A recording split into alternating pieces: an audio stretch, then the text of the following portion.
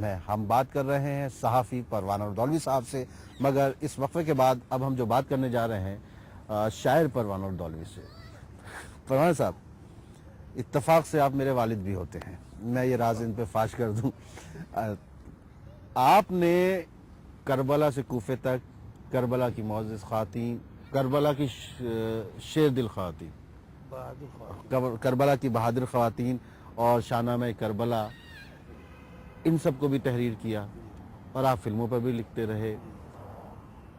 کچھ تضاد نہیں لگتا آپ کو؟ نہیں، اس میں تضاد کی کوئی بات نہیں، یہ تو تخلیقی ادب ہے جی. اور تخلیق میں تضاد تو ہوتا ہی نہیں ہے. آپ تخلیق چاہے جس چیز کی بھی کیجئے، تاریخ میں جو واقعات ہیں ان کو تخلیقی ان کے اجاگر کیجئے تخلیقی پہلو سے، اور ادب کے جو واقعات ہیں یا ادب کے جو مضامین ہیں ان میں آپ تخلیقیت کو دخل دیجئے.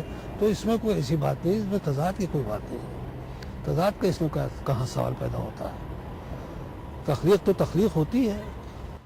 آپ کو اکثر بہت کم موقع پر مشاعروں وغیرہ میں دیکھا گیا. ہاں، بطور شاعر میں اپنے کو متعارف نہیں کرانا چاہتا ہوں، حالانکہ راشٹریہ سہارا نے اردو نمبر جو نکالا تھا تو اس میں صرف 2 غزلیں تھیں. ایک میری غزل تھی اور ایک ڈاکٹر شارف ردولوی کی غزل تھی. باقی اور کسی. تو آپ کا کہنے کا مطلب یہ ہے کہ ردولی کے یہی دونوں لوگ جو ہیں، ردولوی کے نہیں، پورے ہندوستان سے ہاں پورے ہندوستان سے ردولی کے صرف یہی 2 لوگ تھے جن کی جو راشٹریہ سہارا کو پسند آئی. کیا غزل تھی کوئی ذہن میں؟ یاد نہیں ہے مجھے بھائی، میں بہت غزلیں یاد نہیں رکھتا ہوں اور تم خود بھی جانتے ہو کہ میری یادداشت جب سے برین اٹیک ہوا ہے کافی کمزور ہو چکی ہے، اور میں اب یاد بھی نہیں کرنا چاہتا ہوں، کوئی ضرورت بھی نہیں سمجھتا ہوں اس کی. میں بھول چکا ہوں بالکل.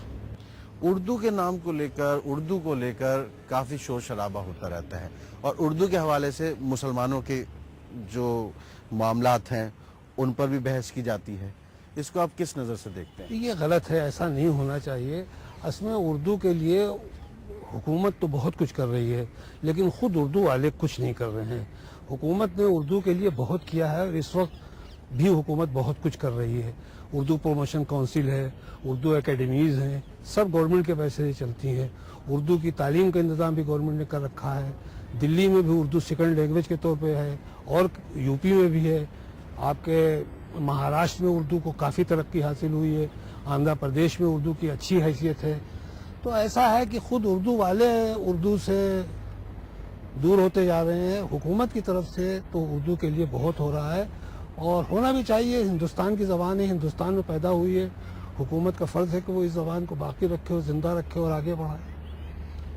تو اب کیا آپ کو کیا لگ رہا ہے اس وقت اردو کی صورتحال کیسی ہے؟ اردو کی صورتحال بہتر ہے، اس کا مستقبل تاریک نہیں ہے، مستقبل اس کا روشن ہے. لیکن اس کے لیے ضرورت اس بات کی ہے کہ اردو والے خود بھی آگے بڑھ کر کے اردو کے قافلے کو آگے بڑھانے کی کوشش کریں.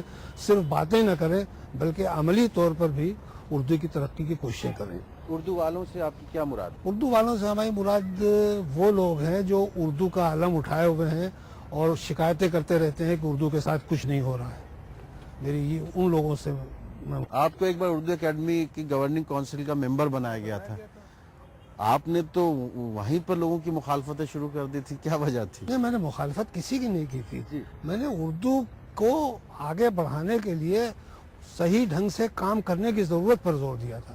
میں مخالفت نہیں کرتا ہوں. لوگوں کو یہ غلط فہمی ہے کہ میں مخالفت کرتا ہوں، ایسا نہیں ہے.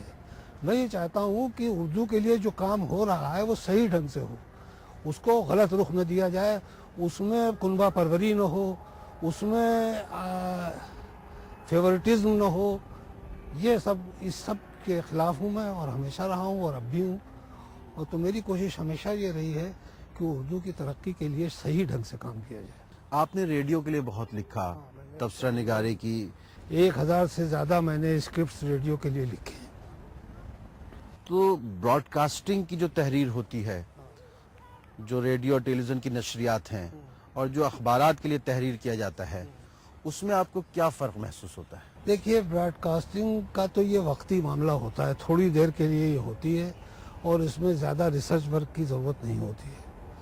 لیکن یہ جو تحقیقی مقالے لکھے جاتے ہیں اخبارات اور کتابوں کے لیے، اس میں محنت کی جاتی ہے اور بہت یہ بات تک زندہ رہتے ہیں، زیادہ دنوں تک چلنے والی چیزیں ہوتی آپ نے مختلف لوگوں کے خاکوں پر جو کتاب لکھی تھی ہو بہو، اس میں کچھ لوگ آپ سے ناراض بھی ہوئے؟ ہاں، ہو جاتے ہیں. اب سچی بات کو لوگ سننا نہیں چاہتے، مشکل تو یہ ہے. اور لوگوں کے بھی خاکے لکھے گئے، ان کو اتنی ناراضگی کبھی نہیں ہوئی، دوسرے لوگوں نے لکھے. آپ کیا مطلب لوگوں کو ٹارگٹ کرتے ہیں؟ کچھ آپ کے اندر ہے؟ کیونکہ ابھی ہم محمود سعیدی صاحب سے بات کر رہے تھے، کہیں ان کو مزے لینے کی عادت ہے. نہیں، مزے لینے کی عادت نہیں، ایسا سمجھا جاتا ہے. جی اصل میں بہت ہی کھل کے بات کرنا چاہتا ہوں. جی میں یہ چاہتا ہوں کہ جو میں ہوں وہ میں اپنے کو ظاہر کروں. جی میں یہ نہیں چاہتا ہوں کہ جو میں نہیں ہوں وہ اپنے کو ظاہر کروں. اور یہی میں دوسرے سے بھی توقع رکھتا ہوں، آپ سے بھی یہی توقع رکھتا ہوں جی. کہ آپ جتنے ہیں اتنے ہی اپنے کو بنا کر کے پیش کیجئے، بڑھ کر کے آپ اپنے کو زیادہ بڑھ چڑھ کر کے مت پیش کیجئے. اس میں تو نتیجہ یہ ہوتا ہے کہ لوگوں کو جب میں آئینہ دکھا دیتا ہوں تو وہ مجھ سے ناراض ہو جاتے ہیں. ساری مجبوری ہے میری، آئینہ دکھانے والی بات ہے.